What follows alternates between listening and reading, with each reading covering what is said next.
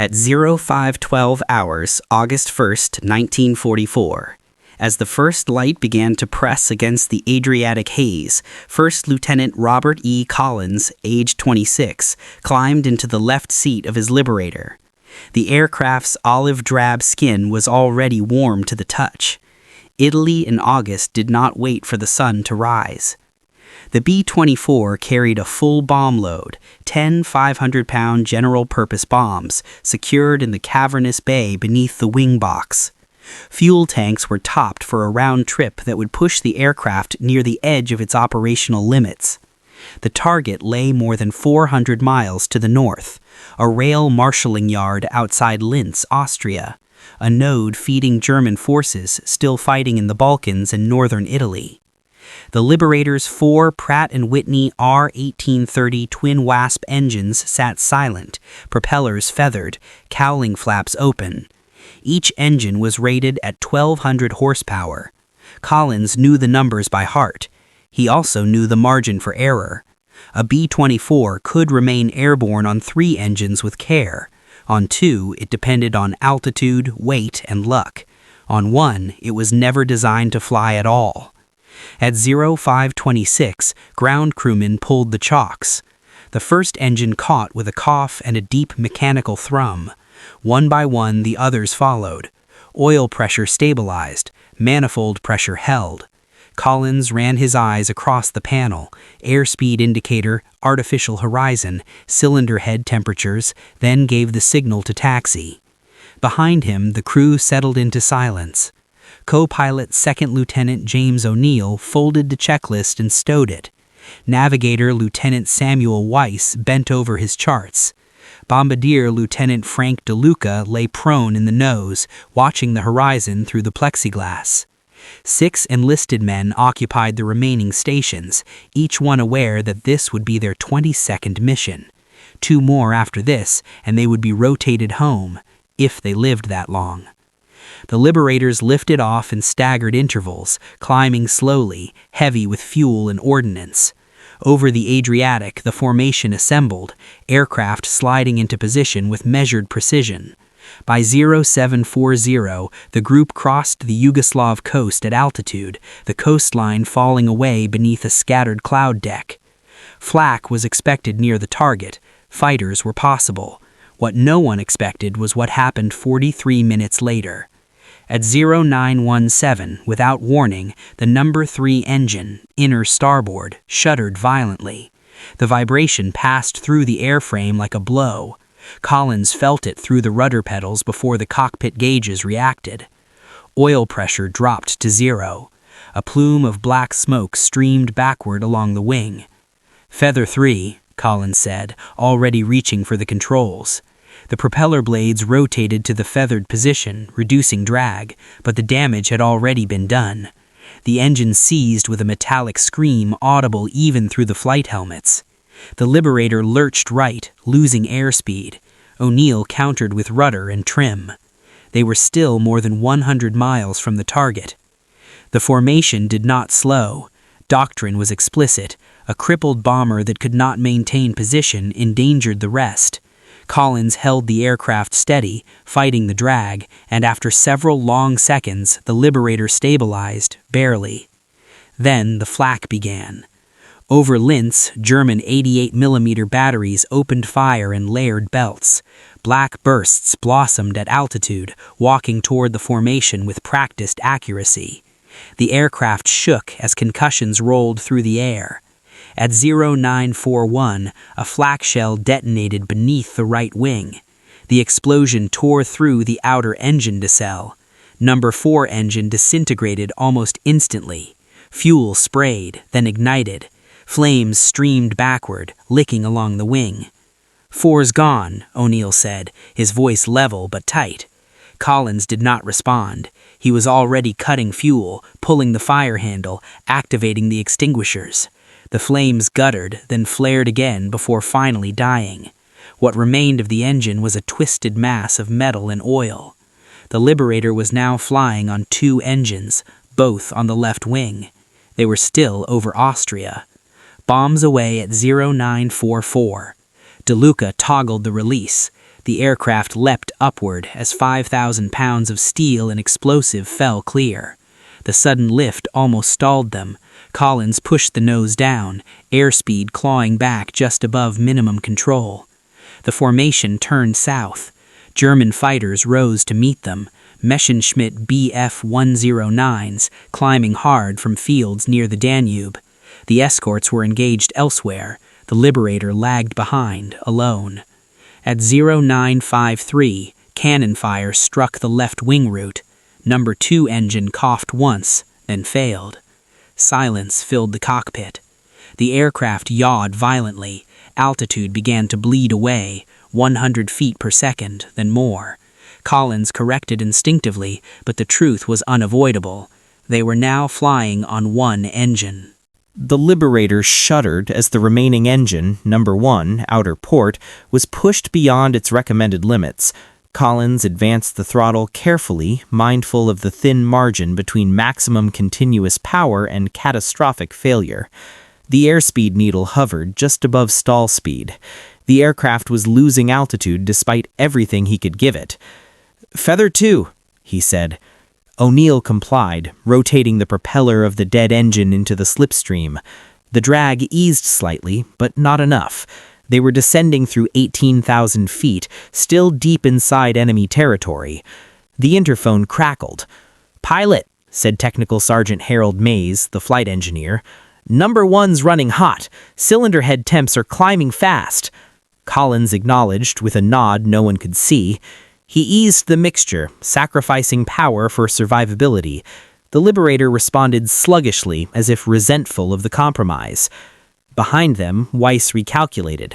With 2 engines out and the bomb load gone, the aircraft's range depended entirely on holding altitude and keeping that last engine alive. Any forced landing here would mean capture, if they survived the descent at all. At 10:02, a burst of machine gun fire stitched across the fuselage. Plexiglass shattered in the nose. DeLuca was thrown backward, blood running from a cut along his cheek. "They're breaking off," came the call from the top turret. I think they're done." Whether it was the escorts finally closing in or the fighters judging the crippled bomber not worth the ammunition, none of them knew. What mattered was the sudden absence of gunfire. They were alone again, but alive. The Liberator sank through 16,000 feet. Collins adjusted the trim, holding a shallow descent toward the south. The Alps loomed ahead, jagged and immovable. He altered course westward, trading distance for lower terrain. Every mile added risk. Every mile reduced the height they needed to clear. The cockpit grew quiet, not the calm of safety, but the silence of concentration. Gauges were watched continuously. Oil pressure, temperature, fuel flow. The last engine vibrated unevenly, its sound no longer steady. At 11:11, they crossed into Yugoslavia, altitude 11,500 feet. The Adriatic was still more than 200 miles away. Clouds gathered ahead, a broken layer stretching from horizon to horizon. Collins descended into them deliberately. It was a gamble, icing was possible, but visibility above left them exposed. Inside the cloud, the Liberator vanished from sight, swallowed by gray. The airframe creaked as moisture coated the wings. Ice began to form along the leading edges, thin at first, then heavier. Airspeed bled off again. "Carb hate," ordered Collins. Mays engaged it. The engine sputtered, then stabilized, but the temperature climbed further. They were trading one danger for another. At 12:04, the clouds thinned. Blue water appeared below. The Adriatic. They were at 8,200 feet, barely holding altitude. Collins leveled off, pointing the nose toward the Italian coast. There would be no course corrections now. Any turn increased drag they could not afford. Minutes passed, then more. The engine's vibration worsened. At 12:37, oil pressure dropped. Not to zero, not yet, but enough to be noticed. Mays did not speak at first. He watched the needle, hoping it would recover. It did not. "Pilot," he said finally, "we're losing oil." Collins knew what that meant. Without oil, the engine would seize, just like the others. He had one decision left. He reduced power. The Liberator began to descend. They were now committed to the sea if the coast did not appear in time. At 13:06, the Italian shoreline emerged through the haze, a dark line against the water. Altitude 4,900 feet. Cheers broke out across the interphone, short and restrained, cut off almost immediately as reality reasserted itself. Reaching land didn't mean surviving it. Salone was still over 100 miles away. Collins altered course inland, following valleys where possible, avoiding climbs. The Liberator skimmed over fields and villages, so low that individual buildings were visible. Italian farmers looked up, shielding their eyes, watching the bomber limp overhead on a sound that should not have been enough to keep it aloft. At 14:12, the engine coughed.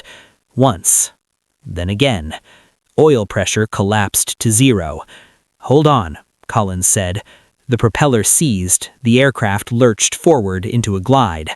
Silence filled the cockpit, broken only by the wind rushing past the fuselage.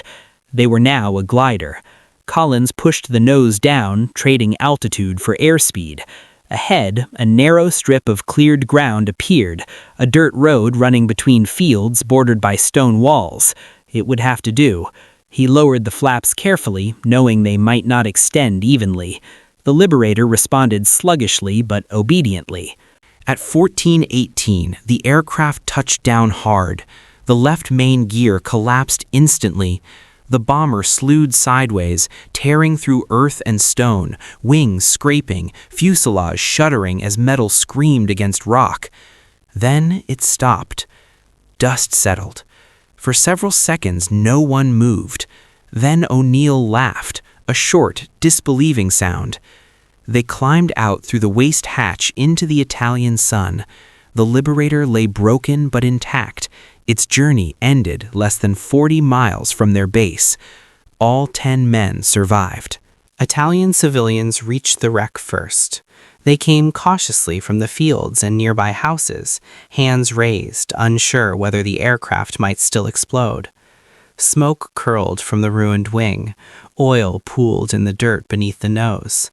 The Liberator's fuselage bore dozens of holes, clean, round punctures from machine gun fire, jagged tears where flak had burst close enough to tear metal without striking directly.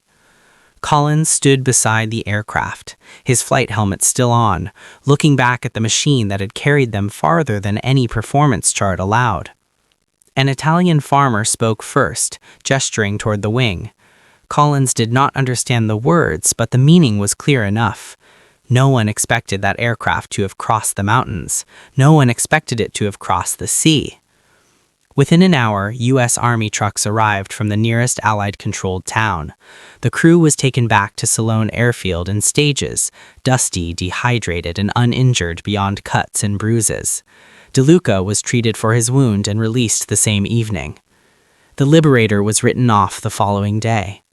A recovery team examined the wreckage. Their report was brief and technical. 2 engines destroyed by flak, 1 rendered inoperable by fighter fire. The remaining engine showed catastrophic oil starvation and bearing failure consistent with prolonged over-limit operation. In the margin of the form, a maintenance officer wrote a single line: "Aircraft exceeded expected survivability." There was no ceremony, no photographer, no reporter waiting on the tarmac. That night, Collins filed his mission debrief. He spoke plainly, without embellishment.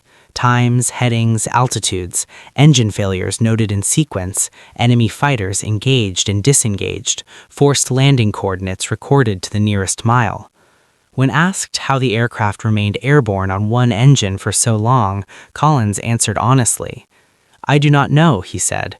"We kept it light, we did not climb, we did not turn unless we had to."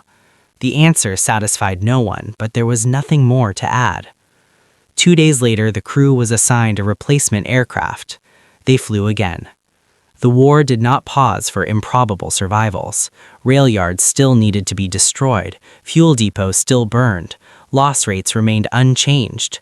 In August 1944, the 15th Air Force lost dozens of heavy bombers. Some vanished over the Alps, some fell into the Adriatic. Others broke apart over their targets, leaving no wreckage to study and no crew to interview. This aircraft returned only because every variable that could bend in their favor did so, just barely. The design of the B-24 helped. Its long, high aspect ratio wing produced lift efficiently at lower speeds. The absence of a central wing spar allowed for a lighter structure. Its fuel system, though vulnerable, had redundancy enough to keep one engine fed when others failed. But design alone was not enough. The decision to jettison bombs immediately prevented structural overload. The choice to avoid altitude and accept a long, shallow descent preserved airspeed. The restraint shown with the throttle delayed engine seizure long enough to reach land. None of these decisions were dramatic in the moment. Each was made quietly, without discussion, because training had already written the answers. After the war, Collins returned to civilian life. He did not write a memoir, he did not lecture. In later years, when asked about the flight, he described it as long and tiring. The mission does not appear in most histories. It is not listed among record-breaking flights.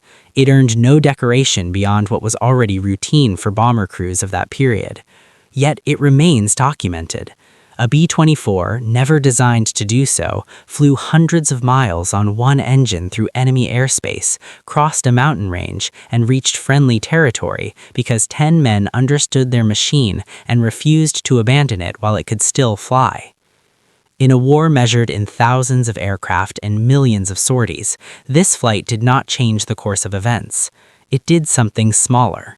It proved that survival, sometimes, came down not to heroism, but to discipline, restraint, and an unwillingness to give in before the last possibility was exhausted. The Liberator never flew again.